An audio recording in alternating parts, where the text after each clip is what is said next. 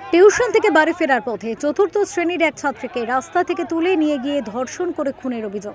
ঘটনাকে কেন্দ্র করে শনিবার সকাল থেকে কার্যত রণক্ষেত্রের চেহারা নিয়েছে দক্ষিণ 24 পরগনার জয়নগর থানা এলাকার মহিষমারিহাট পুলিশ ফাঁড়ি এলাকা।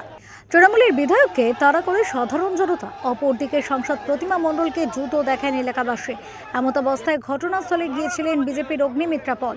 এরপরে আসেন সিপিএম এর কান্তি গঙ্গোপাধ্যায় এবং মীনাক্ষী মুখোপাধ্যায়রা। ঘটনাস্থলে পৌঁছতে কান্তি মীনাক্ষীদের বাধা দেয় পুলিশ, আর তাতেই রীতিমতো ধুমধুমার পরিস্থিতি তৈরি হয়। জয়নগরের গ্রামীণ হাসপাতালের সামনে ধস্তাধস্তি শুরু হয় পুলিশের সাথে। মীনাক্ষীরা ছাত্রীর বাবা মায়ের সঙ্গে দেখা করার কথা জানালে পুলিশ তাদের বাড়িতে যেতে বারণ করে। পুলিশের বক্তব্য, এখন যেহেতু ঘটনার তদন্ত চলছে তাই কাউকে সেখানে ঢুকতে দেওয়া যাবে না। এই ঘটনায় খুনের কথা কবুল করলেও ধর্ষণের অভিযোগ মানতে চায়নি জয়নগরের অভিযুক্ত, এমনটাই দাবি জেলা পুলিশের। এক্ষেত্রে প্রমাণ নষ্ট করা হতে পারে অভিযোগ করেন মীনাক্ষী, এবং সুরাত হালে বহিরাগতরা ঢুকছে বলেও দাবি করেন তিনি। প্রসঙ্গত, আরজি করের মহিলা চিকিৎসককে ধর্ষণ এবং খুনের ঘটনায় ময়না তদন্তের ক্ষেত্রে প্রথম নির্যাতিতার গাড়ি আটকেছিলেন মীনাক্ষী মুখোপাধ্যায়।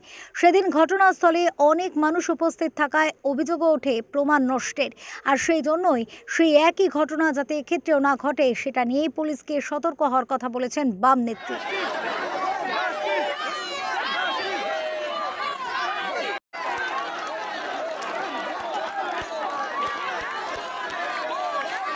ব্যুরো রিপোর্ট, ওঙ্কার বাংলা।